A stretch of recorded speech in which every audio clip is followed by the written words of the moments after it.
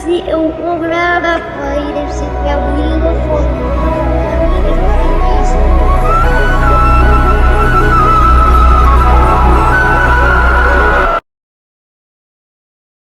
The deeper and deeper we get into 2025, the more and more I feel like Kendrick on the cover of Damn. Because damn, what a horrible year it's been. I mean, even just ignoring the political and economic state of the world right now, which is, keep in mind, extremely difficult. But if I just focus on everything I truly love to distract me from that, which is music and movies, even that is looking bleak. I remember 2023, we had Barbenheimer. I was like, woohoo, creativity's winning. People are going to the theater to see actual creative directors. Woohoo! Last year, all the music was fire. We're gonna look back at 2024 as having two GOATs having the spotlight in Kendrick and Charlie. Two creative musicians had a hold of the mainstream? What? And Kendrick's big moment was because everyone was choosing him over a loser who stands over everything that lacks creativity in mainstream music today. Tyler, the Creator, Chappelle Roan, Doechii. I was so optimistic about the future. I was ready to see the party die last year. So here we are in 2025, and yeah, I was stripping. It seems obvious in retrospect, but I now know that all of these are just examples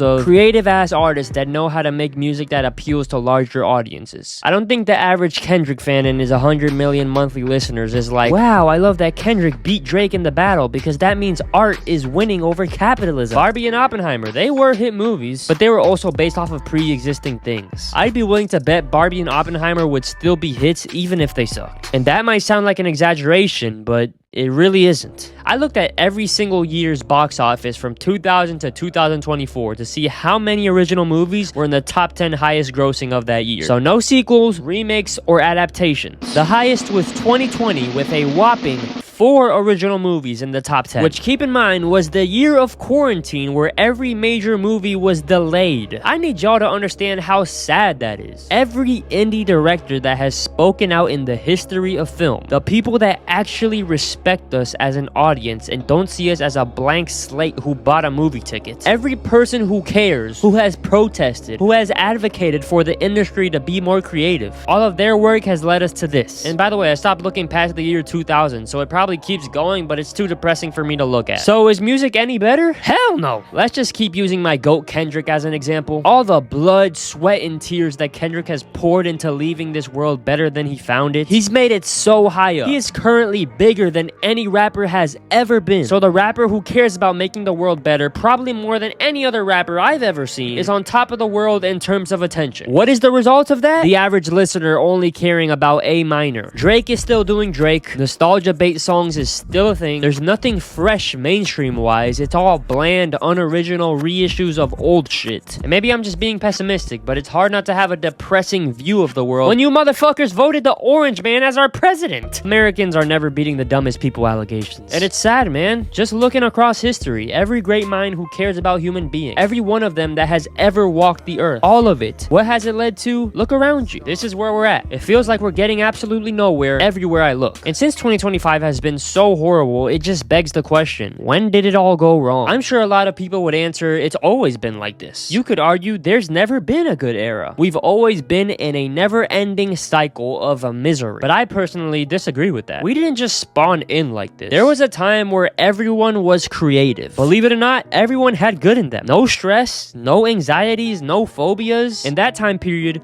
was our childhood. Believe it or not, Drake was a baby once. Picture this. That racist Trump supporter you know was once a innocent second grader giggling as they went down the slide. That parent who is forcing their artist son to go get a job had a sick-ass drawing in preschool. It's hard to see sometimes, but I think it's good to remember that even though everyone thinks we'll get there in different ways, we're all just on our knees hoping we find peace someday. And obviously, everyone's definition of that peace is completely different, but we all want life to be good. We want that happy ending, but we don't realize that what we're searching for was what we had at the beginning. Our childhood was that utopia. And whether everyone realizes it or not, we are desperately fighting to get back there. It's the exact reason why everything successful is nostalgia bait. Why everything is a remake or a sequel. We desperately want to go back. Because every passing day is a day that we step further away from that utopia. So what ruined all of it? Why do people go from creative little kids to what they are now? The answer to that is pretty damn simple. Money. Your creative side got repressed depressed when your parents told you to focus on school, because middle school helps with high school, and high school helps with college, and college helps you get a job you will be working at until you retire or die. Money is the greatest form of discouragement for creativity or any genuine happiness. Bear with me here because it's all gonna come around to the main point. There was a time I thought I was the only one that felt this way. I grew up in the same utopia just like everyone else. But like I said, most people, because of their surroundings, don't stay in that creative mindset as time passes. But for some reason, my ass did. And that just led me to feeling like an outsider growing up. Because when everyone quote unquote grows up and I'm still acting like a little kid, you start to think something's wrong with you. And I did feel that way all the way up until last year, funny enough. Yeah, last year. That year where everything was changing for the better. Yeah, I felt that creative shift. Not only with my favorite artists, but internally as well. Because last year was when I realized, hold the fuck up. Nothing's wrong with me. Y'all are just a bunch of zombies that forgot how to have fun. And I made a few videos talking about that self-discovery, and ironically enough, that's when people connected with me the most. So many comments of people saying they related to what I went through. I felt seen. The beginning of a beautiful channel. And then 2025 happened. I took 2 months off, and I wasn't aware that YouTube punishes that. So every video after that in 2025 was a flop after a flop after a flop. And these videos weren't getting views because they weren't good enough and I was phoning them in. They were really good. You want proof? You're literally watching it right now. The script for this video you are currently watching is a combination of the script of all of the videos that flopped this year. So yeah, 2025 has been a horrible year externally and internally for me. I'm gonna be fully transparent with you all. I graduated high school last year. College pressure is on my ass. I'm constantly dodging every awkward family conversation about my future. Everyone grew up and I'm still that little kid that's just kind of confused by what's going on. Because I don't feel like I can do anything but live off my creativity. I cannot live a regular American dream life, man. It's just not for me. You will not catch me putting the fries in your bag. I only live once, and I really feel that doing anything but being a creative little kid till the day that I die is a waste of my time on this planet. I don't want to be on my deathbed looking back at a life full of anything but me doing that. Like even in my day-to-day currently, I genuinely feel so lost doing anything else. Because as we can all see, the world isn't really providing me much to be happy about. The only thing that constantly brings me joy in this world are the other people on this planet who never lost that little kid in them either. They made it out, and that's what I'm trying to do. On an individual level, there is a way to avoid the terrible state the world is in 2025. And it's going back to being who we were as children, because doing anything else is me pretty much accepting that I'm gonna live a mid-ass life. So hopefully this video doesn't feel like it got too far away from the original idea, but the all over the place nature of it is pretty much how I feel about everything that's happened since last year. Just like most people's lives, it started off great, but it's spoiled with time, which is why I made this one. I hope this doesn't feel like a scam, but this whole vid was really just me at my lowest trying to get back on my feet. A desperate attempt at a new successful channel. Hopefully a fresh start in front of a new audience so I can help inspire people again and really have more people that think like me watch my videos. Because I have proof now that I'm not the only one that feels this way. I want this channel to feel like being on that playground. For you guys to see me grow up and try to navigate through life. If I ever get back on my feet, I promise I will never take a break again. I have so many ideas. I am so goddamn hungry because this is all I got. I'm either gonna get this to finally work out or drive myself insane trying to make it work out. I hope y'all come along for the ride.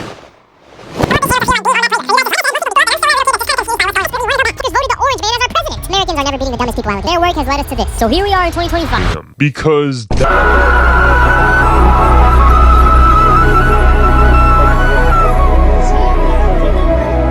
Hopefully you like this video. Bye bye everyone. What is up? Peace.